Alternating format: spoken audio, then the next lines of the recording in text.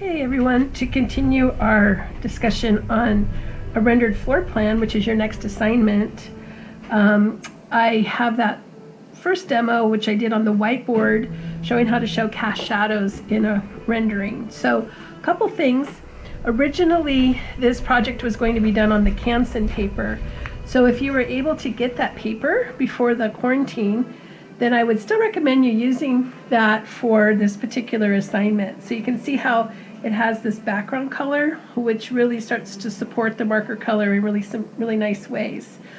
Ideally, it would have been that you would have used a floor plan from another class, perhaps your residential design class. And it doesn't have to be the entire floor plan, especially now. Originally, we were going to do this 11 by 17, but because of our access to printers and so forth, if you can access your floor plan, you could print out a section of it on 8.5 by 11 if that's the size your printer takes. So you can feed this kind of paper right through the printer and get your work on it that way. The goal was then to have a section of this that you're going to also use as an elevation for our next assignment. So you want to think about something where you can also create an elevation. This is an unrelated project from the first one, but just showing you how you can use the Canson paper again with just some colored pencil to really pop an elevation for your client and bring it to life. Okay, so that's going to be our next assignment. So I realized that many of you weren't able to get that paper ahead of time. So if you did get the marker paper, I'm going to demo how to do this rendering on marker paper. And if worse comes to worse, if you're only have the flimsy, you can also do it on flimsy, and that'll be fine. So again, you're going to do a section of a floor plan that would fit on about an 8.5 by 11 piece of paper. Mine went a little bit over, but your idea here is, in this case, it's a vacation rental, so think of like an Airbnb. So we're just walking into a little foyer of a living space with a small dining area, a small kitchen, bathroom, and a bedroom. Okay, and a little deck here to look out to the view. So you want to incorporate some detail into the floor plan by doing things like putting some throw pillows on the sofa. Notice I put a little tray here on the ottoman, a vase of flowers on the table, a bowl of fruit on the kitchen counter, some interior plants, and then most importantly too is some exterior plants and landscaping around the view. This is going to give you a nice vignette and really bring that to life. So if you can see on this one, notice how I vignetted this kind of patio treatment with some trees and a little koi pond right here off the side of the house. Okay, so on this one I'm doing kind of the same thing. I'm going to put a deck here, a little water feature here, and some potted plants and trees and some landscaping here along with the walkway to the entrance of to the rental and a couple potted plants inside. Now, our next step then, if you can't print this, then you're just going to have to trace it from one of your drawings onto the marker paper. So you can do that by taping it up on the window would be a helpful way, but the marker paper is fairly translucent, so you should be able to trace it okay. So I just traced the plan again using my Micron 05. Then you're going to go in after you do that and poche the walls. So this is where you want to think about your color scheme. I'm going to use a cooler palette in here, which is why I'm doing cool cast shadows. So I went ahead and used a French 60, and I used the fine tip to poche the walls. So I just went in like this carefully and added this darker color into the wall to make the walls stand out from where there's solid wall to where there's window wall. So I've got a window over the sink, sliding glass door here out to the deck, and then a bigger picture window here, solid wall, and so forth. So notice I had a few little smudges. Oops, but that's okay because I'm going to render the floor and then those aren't going to show at all. So if you get a smudge, don't worry about it. I tried to lift it with a little bit of a blender. I use the blender there to lift it, but then just keep going forward. Don't go back, just keep working on it because again, a lot can be hidden with your next coats of marker. So then the next step is to add the cast shadow. So in this case, I'm just like on the demo before on the whiteboard, I have the shadows coming in from the left-hand corner. So I want to bring the shadows straight off that side by, in this case, I used my Cool 50 and I used my fine point to simply show you here on the kitchen counter again. I'm bringing that angle of the light off the doorway and then connecting that over, and I'll bring that same angle off of this corner and this corner, and it will connect over to this one. So again, the light's coming this way. So then I'm just going to fill out that area with marker. So again, no need to draw it in with pen. You're going to do it with marker alone. So for example, on the sofa here, I can bring that angle in, you know, off these corners and then connect them across and fill them in. I'm also going to put just a little bit of gray behind the sofa. This is like a partition screen behind the sofa that's also going to cast a shadow. So notice you normally want to have the shadow longer for taller elements, like the countertop has a bigger shadow than these lower chairs. Okay, so notice with the chairs, the shadow's a little bit more organic in shape, just kind of bringing a roundness around those chairs and off the table.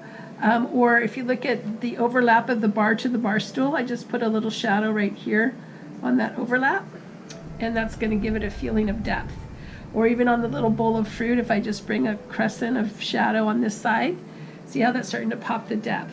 So again, the floor plan will really come to life if you add these accessory elements. So I'm going to go ahead and add some shadow, you know, on the tray here. And we'll talk about the shadows on the furniture in a minute, because those are going to relate to your furniture color. Okay, so notice how most of the room is facing this direction, so I can keep the shadows going consistently. But this side of the house is facing another direction. So I'm just going to bring the shadows in more simply and not quite as deep, like there's ambient light coming in this direction instead of strong sunlight. Just that ambient light I will cast off the counter, you know, off the side of the counter for the sink. You can also go like this and put a little crescent in the sink itself to be the shadow or for the depth of the bowl. And then in the shower, I'm going to go ahead and put a little bit of shadow here on the side. So this is like the shower pan, and on this side, and on this side of the toilet. And then on this one, notice just a crescent of shadow around the tables. That's a lamp on a round table. And then off this side of the bed, so I'm still kind of thinking the sun coming in this way. And then a little crescent around this one. And then just back here in the corner around this back chair to, again, create that shadow into the wall. All right, so hopefully that gives you an idea of how to start to develop the shadow plan on the inside. Notice on the outside, I'm also going to bring shadows around the trees, and they can be a little bit more loose and organic looking, and around the planter. So again, this would reflect how tall the shadow is, again, would reflect on how big or how tall the plant is. So the ones here at the planter box might be narrower, and this one could come out further for the tree. And I'm going to break it up a little bit as it moves off the tree. So again, it feels like the light's diffusing out as it moves away from the tree. Okay, getting the idea here. All right, so we're going to pause here, and then I'll show you now how to add some marker, color marker, to the mix. And on that next step, you want to have thought about your color palette. So hopefully, again, if it was a project you did for another class, you might already have a color palette developed. If not, you know, take a scrap of the paper that you're using and experiment with different colors and see what kind of palette would be pleasing to you for this particular concept. Okay, thank you, and stay tuned for the next part.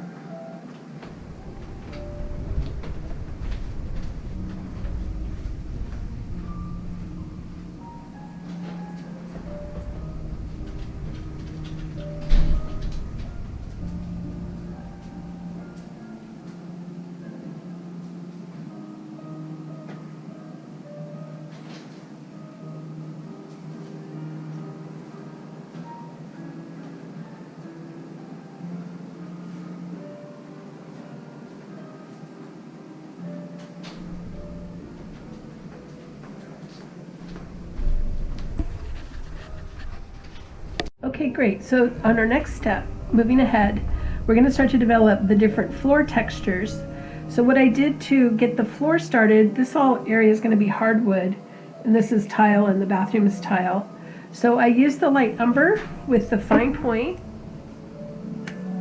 and a straight edge to start to lay in some planks and textures into the floor, like you see here. So I just went ahead and I didn't measure necessarily, I just eyeballed it all the way down So you can see they're not entirely consistent, but that's okay. So you're going to go all the way down in a consistent direction for the floor. And then now I'm taking this particular marker, which is light peach. On top of that, I went ahead and experimented first with some different options to see which one I like the best. And so now I'm going to bring that light peach coming at an angle from the window, so it looks like the light's coming in this direction. And then notice how I'm just creating a light touch. So in other words, I'm using different directions with the marker and just lightly applying the peach so that the umber is still kind of showing through, but it's also making it feel like light's catching on the wood here and there.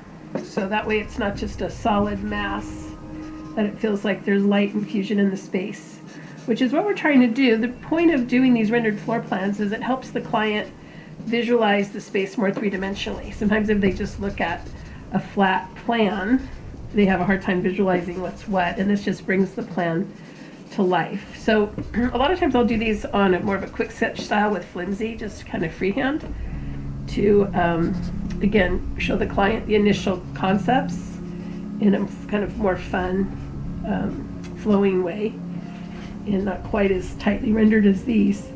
But again, you're going to keep using this peach to develop or whatever color floor you want.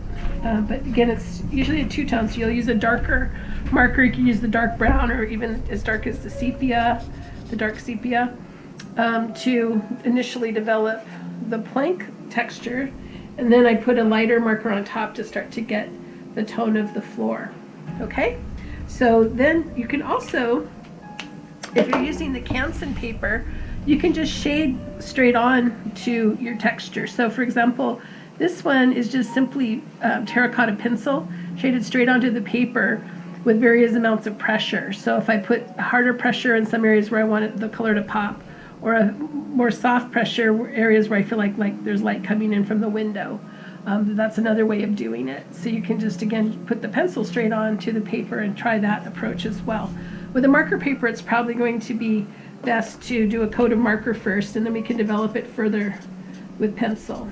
So I'm going to pause it here, and then I'll show you the progression next. Honey?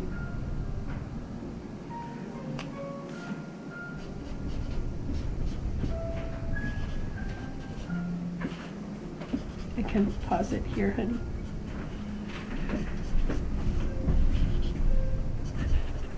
Thank you. Okay, moving forward, notice I added I had Cool 70 here because I'm going to do a dark tile in the bathroom, and a mixture of Cool 70 and 50 with little dots on the fine point to do one of those kind of pebble shower pans. And so then this is what you want to think about again, how these are going to all harmonize together. So because I have this kind of gray and muted tone going so far, I'm going to go ahead and do the entrance foyer tile lighter gray too. So I'm just going to go ahead and take my Cool 30 and just kind of lightly put a texture on it, so it just feels like the tile has some texture, not just flat white. Okay, so now we're going to use the same idea to develop the graining on the countertop. I'm going to go ahead and make this a white marble countertop, and I'm going to, like we practiced on that one marker sketch, I'm going to go ahead and add some marble veining across the countertop. Remember, this is going to be one big slab on this side, so the veins will feel like they're kind of relating to each other. So I'm starting out with the lighter tone. This is the 30, just so that I am not committing myself until I make sure I like that kind of vein effect I've got going here. Now also, notice the uppers are dotted on here, but I'm going to just render the entire countertop and not worry about putting brown up there for the upper cabinets. Okay? And I'll show you how to deal with the appliances here in a second. Okay, so we're starting to get some veining on the top, but we need to get that a little bit more dramatic. So I'm going to go ahead and take the 50 with the fine point, oops, the fine point, and add some darker vein in there too. We'll develop it further with pencil, so you don't have to go too crazy with the marker but just getting enough in there so you can start to see the marble texture starting to come forward. Okay, so now also, if let's say this, the stove is just lifted a little bit, I'm going to start to put some streaks across the stove. This is going to be stainless steel.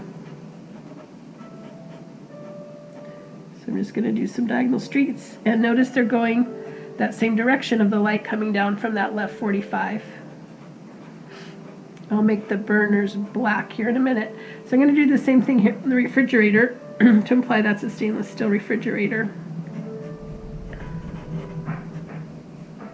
And we'll develop that further here in a minute. Okay, so you're starting to see the veining on the marble. Okay, now other things to consider are, how are you going to set off these colors? So now that you've got this palette established, what is going to be good accent colors for it? So while we're still on the subject of gray, let's take one more pass at some of the rugs I've got here in the space. So I could take the French 10, the French 20, and I'm going to go ahead and just dot that on lightly in this area to make it feel like the texture of this rug in the bedroom. Now another thing is, like, if I wanted this to be like a sisal rug, I could go ahead and use the fine point and go back and forth with the fine point to give it a feeling of a texture. So if it's something that has a woven look to it. Now this is also when we go back in with the pencil where we can add some nice color effects to make the area rug stand out from the background floor. And I'm going to go ahead and put a dark band of this deeper gray for the edge of the rug.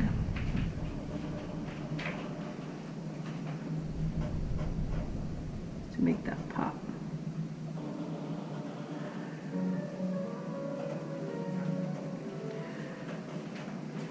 So remember, if you add a second coat to things, that will help deepen the tone. Okay, so we're starting to see some dimension to the rug. All right, let's take a pause and I'll add on some more, and I'll see you in a minute.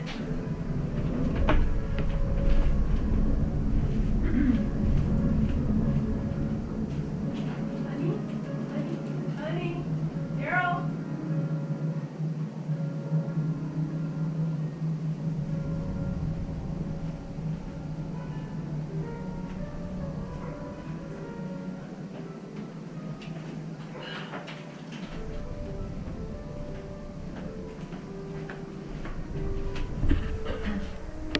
Okay, moving forward a bit more, as you can see, I've added some accent color now, some light cerulean blue and Mediterranean.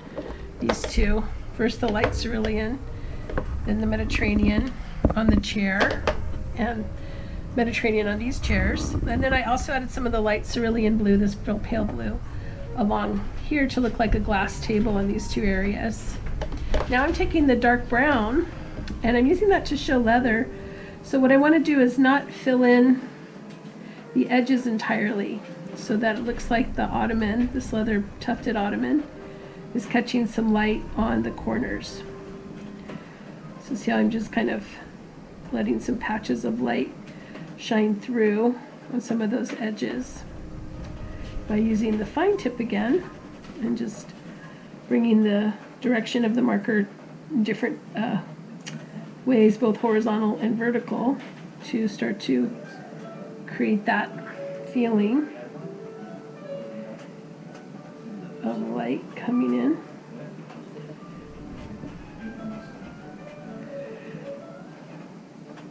Coming in with the tufting. Okay, so now I'm going to take that same dark brown and use it on a few other areas. So for example, I'm going to make these nightstands wood, so I'm going to make those dark brown, and I'm leaving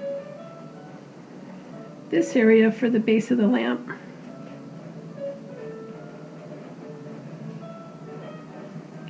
Because we're going to go in with pencil at the end here and kind of pop some of these other elements. So I'm going to use the dark brown to create the trim on the chair. Okay, and then I think I'm just going to leave the dresser white. I'm not sure about that yet, so I'm not going to commit to it. Notice how I use the 2 tones of blue to create some stripe on the bedding to look like a striped duvet cover. All right, and then now our next step is, oh, and I also notice I added this cast shadow on the sofa. So this was all French gray. I used the French 60 for this crescent of the darker shadow, and then the French 20 to create the tone of the upholstery. Okay, so now let's talk about how we're going to do these other elements, like the wooden console table right here. So I think I will go ahead and use some more of the dark brown. You know what, I'm going to use the umber. I'm changing my mind. There's a little white, lighter tone here. So see how I already put a few of the wood grain features on that with my micron pen. So now I'm going to again try to go ahead and add some streaks to it so it looks like the light's hitting it from this angle again and coming from that element. And then I'll just fill it all in a little bit lighter. Now, you could have put, you know, an accessory item on top of that table, which would probably be good, but I was kind of visualizing it where there's a hutch to maybe store things in, where this is a lower console with the TV above it. Okay, and then I'm going to use this darker brown too on these bar stools.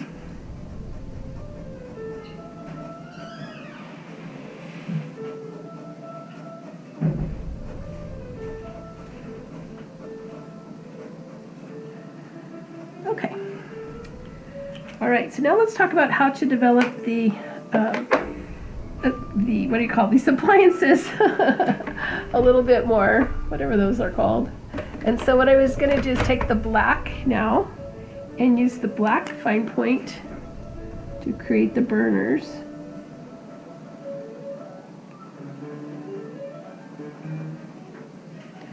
And maybe a little emphasis on the door. And now I'm going to take the cool grays again. So maybe the cool, which one have I got here? That's the French, the cool. Here we go.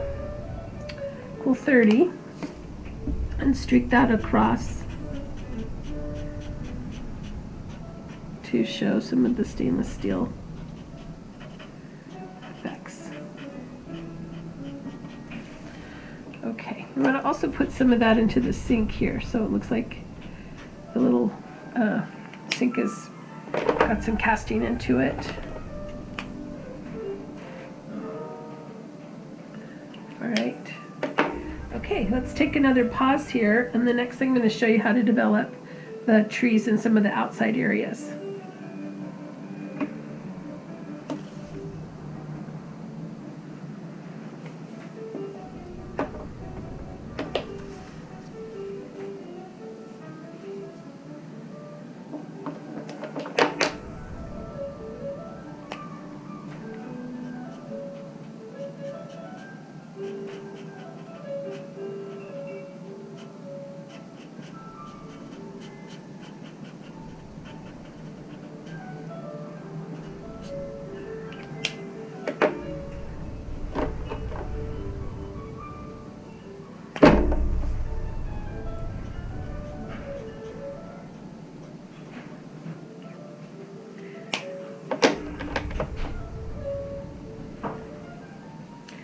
Honey,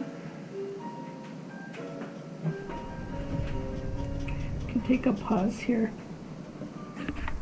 Okay, as you can see, I've progressed along a little bit more. So I put some dark olive for the border of the rug, the dark brown for this console, and starting to add little accessory items. So I used the lime green and the cerulean blue for these little glass items. And now we're going to start to develop some of the plants. Okay, so if you have a potted plant like this, you're going to take the French 90 and you're just going to work some of this French 90 in between the rim of the pot and the leaf of the plant to be the soil or the potting mix. Okay, so you could do that with the fine point if the broad point seems too hard to manage. So whatever you're comfortable with. Okay, and then you're going to do the same thing for the outdoor plants. So see how I have these potted outdoor plants here? I'm going to go ahead and add a little of this French 90 again between the leaves. and up to the rim of the pot. So notice how I drew the plant first and then put the pot around it, so that way we don't have transparent leaves, which is an important point. So you're going to, again, draw the shape of the plant first, usually just like a little starburst like that, because plants typically are symmetrical from that center axis point. And then you're going to leave some area for the rim of the pot. So now I'm going to go ahead and take some of the blue to have, actually I'm going to use this darker indigo blue. And so they say if they're like dark glazed blue pots as an accent here, and draw those on the rim. Okay, so do another one here. Of course, you don't have to make them all matching. You can make them different colors depending on your scheme. And then I have these other couple pots in the house, so I guess I'll go ahead and use the same color here to keep some continuity in my scheme. So remember, you want to think about color continuity too. That's one reason I made the border of the rug green, because I'm going to do these green plants, and that's going to help tie the outside into the inside. Now you don't have to necessarily do it, you know, with the same color, but just something related could help tie it together. Okay, so now what I want to do is take that French 90 and start to develop the shadow. So actually in this case I'm going to do some French 60 here in the middle of the plant first. So these trees, I've got this kind of branchy effect going. We're here in the center of the bushes. Just dotting that on. Okay. Well, I have more potted plants out here, so I'm going to take some more of that idea of bringing the soil in. So also you want to think about the type of plants you're doing. If it's more of like a succulent or a cactus, you might use the paler greens. If it's more tropical, you're going to use the more vivid greens. So I'll show you what I mean. So let's say if this was a cactus in the pot, I could use this kind of soft green that I'll then further enhance with pencil, excuse me. And if I want to do a more tropical tone plant, then I'm going to use this more vivid green. Dot it on there. Okay, so with the tree, you want to think about the light coming this way. I'm going to dot, in this case it's the olive again, to be kind of create the leaf texture of the tree. But I also want to use this lime green to kind of smudge that out and make it feel like there's some areas where the light's passing through the leaves. So it doesn't look just like a solid, massive green blob, but there's some variation in it is what you want. And notice how I left a little light here in the middle of the tree too. So I'm going to do the same thing. I'm taking the olive, creating some dots, making them a little more dense here on the shadow side and a little further apart on the sunlit side. And then I'm taking the lime green, which is this lighter pale green, and using that to kind of create some blend or harmony with that. Okay, so you can vary the size of the dots or the type. Like if you wanted to do something that looks more like a broadleaf plant, on these I'm just going to go ahead and do some flicks with the marker so it looks like a, I don't know, like a yucca shape or something that's a palm or something that has broader leaves to it. Okay. You can also bring in some other tones like this cream. So I'm going to go ahead, let's do that with the landscape plant. I'm going to put a little of the cream in first with the bushes. Okay, then I'm going to use some of the lime green with that. So you see how that just gives kind of a lighter washed out tone? Again, so it could be like a bedding plant that has, then you could add a few dots of color, something that might accent your scheme well. So it could just be a bedding plant with, you know, some little flowers. So when you're doing flowers, you want to put some that look like they're bigger cluster or the more open and then some small points. And you don't want them to be too evenly spaced. But see how that sort of gives you the idea of a bedding plant. So now on this one, I'm going to go ahead and do those broader leaf shape. Okay, now you can also tone it by adding a different tone of green in there. So let's say I want to add a pop of this spring green, which is a real bright green. Well, if I can get the cap off. And that can enrich the color. So just experiment again on the side and see what color, plants you want and what effect might be best. And then that'll help you decide how to best portray the feeling that you want for the space. But remember, the landscaping and the feeling should match the tone of the inside of the house, right? So you don't want to have a tropical looking interior with snow and pine trees outside, or you don't want to have a ski lodge with palm trees. You're trying to make those worlds come together, right? Logically. So you want to have the plants create a setting for your space.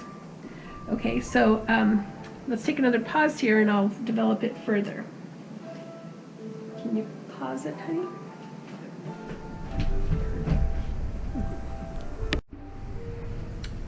Okay, so moving on, I went ahead and I just used some French 90 only to create some planks in the deck over there. And I added some lime green to create some grass or some kind of ground cover that connects the planter areas. So now we're going to see how to further enhance what we've got so far. So I'm going to start with this water. So I'm going to think of it's like a little terracotta basin that's spilling the water out. So I'm going to go ahead and put some terracotta color here first, and then I'm going to add this Mediterranean blue, and then I'm going to shimmer that here in the surface of the water. But now I'm going to use more of the light cerulean blue across that, so it's like it's reflecting the sky.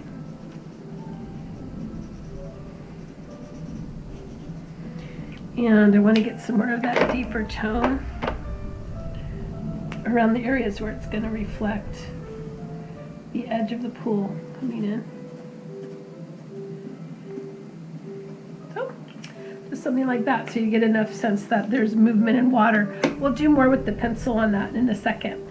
But also, now you want to think about where you can add some flavoring. So first of all, if you take your sharp white pencil, and you can take a straight edge, you could add some streaks of white across the glass, for example.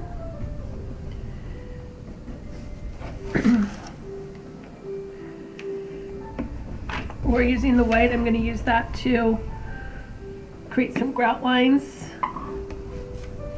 on the bathroom tile. This needs to get sharper actually, so hang on one second.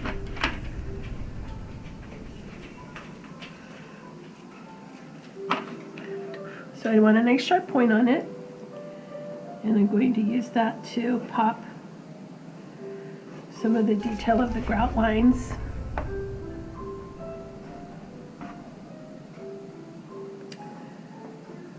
In the bathroom. And just give those a little more dimension. Okay, and then I'm going to take a gray pencil and use that to add a few more vein lines in the marble.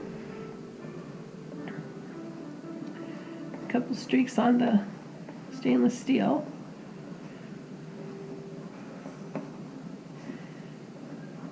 Okay, and I'm going to put some gray streaks into the glass here and there too. Okay. Alright, and then I might use the gray to just pop these grout lines up in the foyer a little bit darker. And so I kind of drew them a little crooked.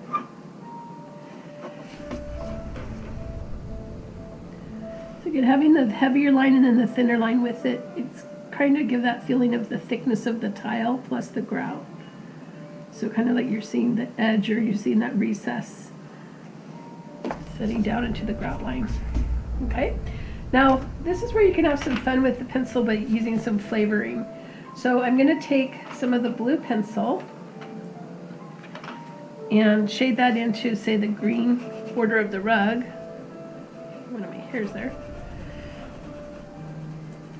To enrich the color and add a little bit of depth to the marker color.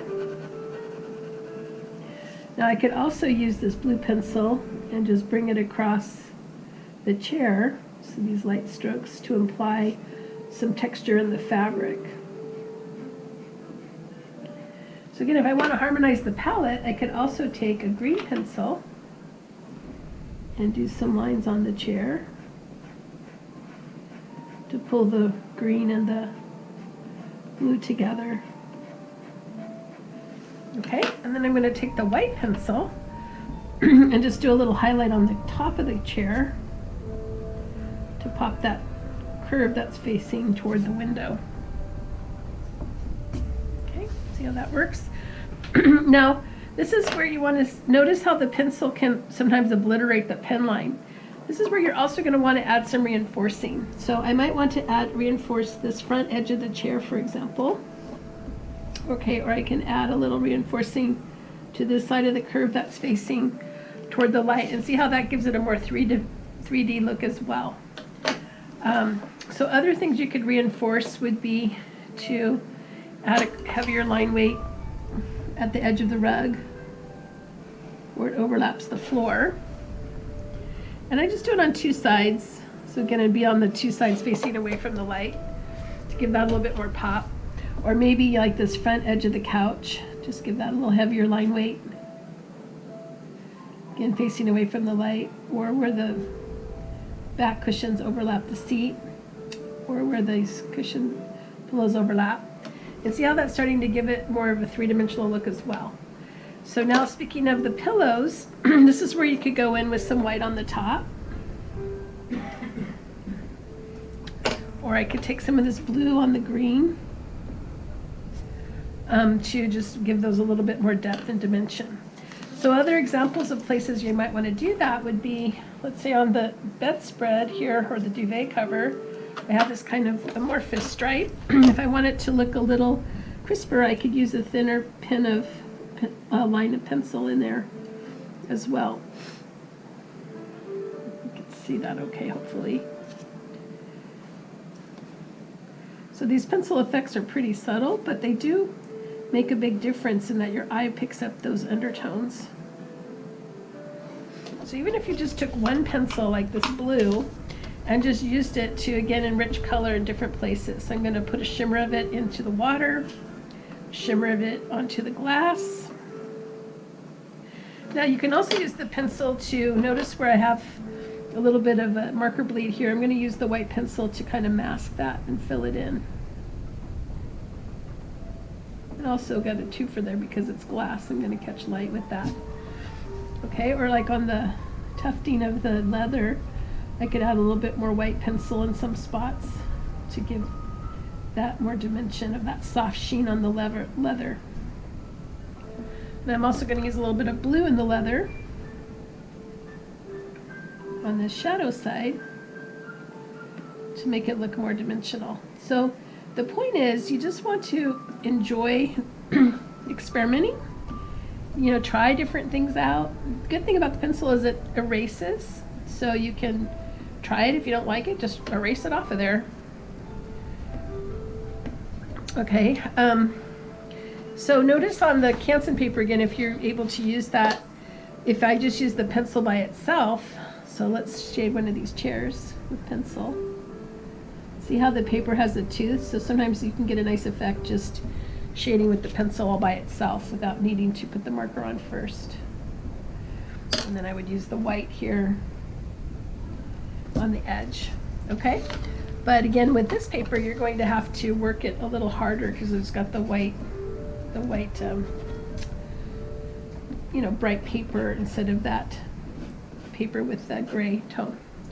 Okay, you're starting to see the effects going on here. So I'm going to go ahead and flavor. And flavoring is really important when you're doing this assignment. It's really going to enliven the whole thing. I'm going to go ahead and flavor this white carpet with some shade of blue just to pull it together with the bed. Okay, see how that just started to tone it into a different tone? And I'm going to put a little bit of that into the pillows as well, just to give that a feeling of dimension. So I'm going to take some of the gray tone again. Well, that's the green. Let me get the gray. And just put this around the pillows where they overlap to give that a more three-dimensional look. Okay, so like here where the covers are turning down, I'm going to put a little bit of gray, or where the pillow overlaps. And I'm going to take a little of the blue again. Blue is going to be my kind of harmonizing color, and shimmer that into the laminate on the console, and even a little into the leather. So here I put this little small leather chair here in the corner. I'm going to put a little bit of white and shimmer the white on there. Now this is where I could go back in with a heavier line weight.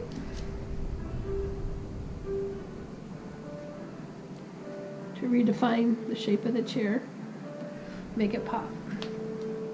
All right, so hopefully you're starting to get the feel of this. Some other places that you could reinforce would be the edges of the plant. But remember, don't make it a continuous outline. I'm just going to put a few little squiggles here on the shadow side of the plants, just to make them have more overlap in dimension. But again, I'm trying to let them create the setting. I don't want them to become the dominant element.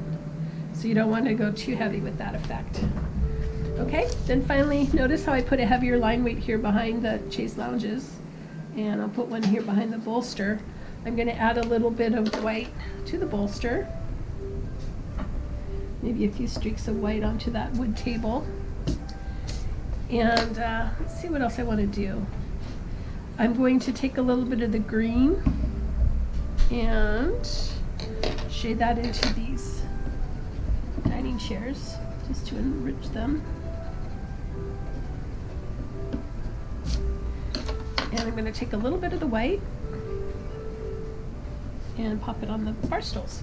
Now notice I haven't filled in that bowl yet, so I'm going to take some green to be the rim of the bowl, or I could do this with the marker. And we'll just take some of the terracotta tone, so maybe it's like a bowl of apples or something, sitting here on the countertop.